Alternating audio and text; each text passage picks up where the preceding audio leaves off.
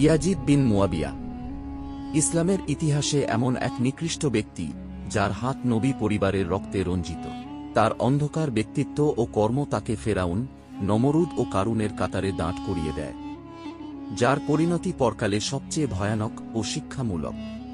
তিনি মদিনায় দাঙ্গা সৃষ্টি করেছিলেন, কাবাতে আগুন লাগিয়েছিলেন এবং আনুগত্য ভঙ্গ করার জন্য শত সাহাবীকে শহীদ করেছিলেন। কিন্তু তার সবচেয়ে অন্ধকার কৃতিত্ব হল ইমাম হুসাইন ইবনে আলী আলাইহিসসালাম ও নবীর পরিবারকে শহীদ করা। অভিশপ্ত ইয়াজিদের পুরো নাম ছিল ইয়াজিদ বিন মুয়াবিয়া বিন আবু সুফিয়ান আলাম্বি, যিনি উসমান গনির খিলাফতকালে 25 হিজরি অর্থাৎ 645 খ্রিস্টাব্দে জন্মগ্রহণ করেন। ইয়াজিদের মা মাইসন ছিলেন সিরিয়ার কালবিয়া গোত্রের একজন খ্রিস্টান মহিলা। ইয়াজিদ সিরিয়ার গ্রামে বড় হয়েছিলেন এবং একজন খ্রিস্টান ধাত্রী তাকে লালিত পালিত করেছেন, তাই তিনি খ্রিস্টান পদ্ধতিতে লালিত পালিত হয়েছেন। যখন 60 হিজরিতে ইবনে আবু সুফিয়ান আমির আল মুমিনিন আলী আলাইহিসসালামের বিরুদ্ধে বিদ্রোহ করে সিরিয়ায় বনু উমাইয়া সরকার প্রতিষ্ঠা করেন, ইয়াজিদ তখন যুবক। তাই হযরত মুয়াবিয়া ইয়াজিদকে তার পরের শাসক বানানোর চেষ্টায় লেগে পড়েন। তারপর যখন সুলাহ হাসানের পর সমগ্র ইসলামী সরকার মুয়াবিয়া ইবনে আবু সুফিয়ানের হাতে চলে আসে, তখন সিরিয়া, ইরাক, মিশর এবং হারামে খুতবায় তার নাম নিয়ে নির্দেশ দেন এবং তলোয়ার ও দিনারের থলে দিয়ে গভর্নর ও সেনাপতিদেরও ইয়াজিদকে সমর্থন করার জন্য তৈরি করা হয়। ইমাম হাসানের সাথে করা চুক্তি ভঙ্গ করে দেয়া হয়। নবী মুহাম্মদের ভবিষ্যদ্বাণী অনুসারে ইয়াজিদ সিংহাসনে আরোহণ করেন এবং ইসলামের ইতিহাসে এক অন্ধকার অধ্যায়ের সূচনা হয়। নবী মুহাম্মদের কিছু সঙ্গী তারা ইয়াজিদের প্রতি আনুগত্য করতে অস্বীকার করে, যার মধ্যে সে সময়ের সেরা ব্যক্তি এবং নবী মুহাম্মদ সাল্লাল্লাহু আলাইহি ওয়াসাল্লামের নাতি হোসেন ইবনে আলীও ছিলেন।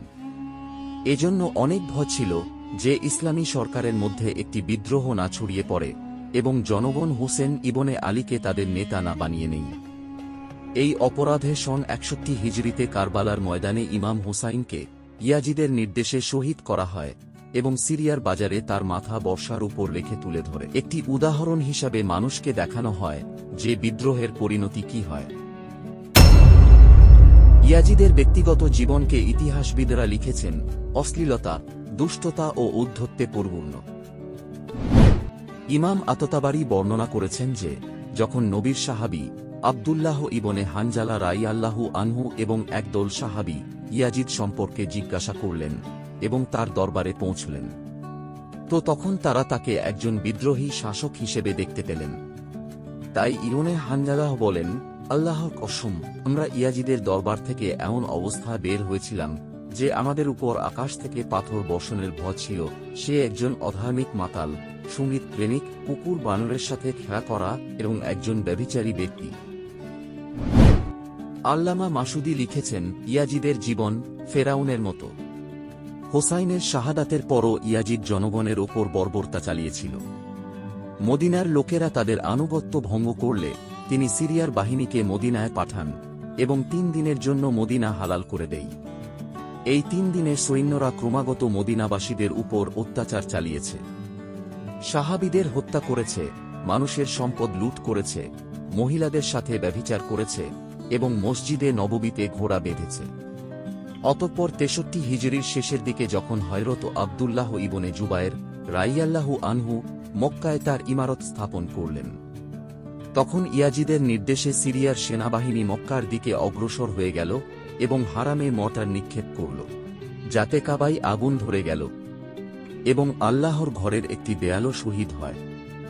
এখন ইয়াজিদের রাজত্বের আর মাত্র কয়েকদিন বাকি। ইহকাল ও পরকাল ধ্বংস হতে চলেছে। ইয়াজিদের মৃত্যু সম্পর্কে ঐতিহাসিকদের বিভিন্ন বক্তব্য ও বর্ণনা রয়েছে, যার মধ্যে সবচেয়ে সহিহ ও সঠিক কথাটি হল হোসাইন ও হাররার শাহাদাতের পর যখন ইয়াজিদ তার উদযাপন ও অহংকারে মত্ত ছিল, এ সময় তিনি মক্কা আক্রমণের নির্দেশ জারি করেন। এটি সন 64 হিজরি রবিউল আউয়াল মাস ছিল। কিছুদিনের মধ্যেই তিনি ভয়ানক রোগে আক্রান্ত হন। তার পেটে ভয়ানক ব্যথা দেখা দেয়, যার ফলে তার আতুরি পচে যায় এবং তাতে পোকা হতে লাগে। দামেস্কের মহান চিকিৎসকদের ডাকা হয়, কিন্তু তারা ইয়াজিদকে এই রোগ থেকে নিরাময় করতে ব্যর্থ হয়। কারণ এটা ছিল আল্লাহর গজব, যা তাকে কবরে নিয়ে যাবে। তার নাড়ি ভুঁড়ি পচে যাওয়ার পর সে বিছানায় মাছের মতো কাতরাতে থাকে এবং বিছানায় পা মারতে থাকে। সে সারা রাত যন্ত্রণায় চিৎকার করত এবং ব্যথার তীব্রতায় সে যখন চিৎকার করত তখন সে শূকরের মতো শব্দ করত। পানি পান করলে তার গলায় ছুরি চলে যাওয়ার মতো ব্যথা অনুভব করত, আর পান না করলে বুকে আগুন গেলে যাওয়ার মতো জ্বালাপোড়া অনুভূত করত। তারিক কামিলের মতে 15ই রবিউল আউয়াল তারিখে সে এই অবস্থায় কষ্ট পেয়ে জাহান্নামে চলে গেল। তারপর যখন তার দরবারীরা তার কাছে গেলে এজিদের লাশ থেকে থেকে ভয়ানক গন্ধ আসতে লাগল, যার ফলে লোকজন পালিয়ে গেল। একটি রেওয়ায়েত অনুসারে তাকে মাকামে হুরায়নে দাফন করা হয়েছিল এবং যখন বনি আব্বাসের খিলাফত আসে তখন আবার ইয়াজিদ এবং উমাইয়া শাসকের কবর খনন করে তার লাশ বের করা হয়।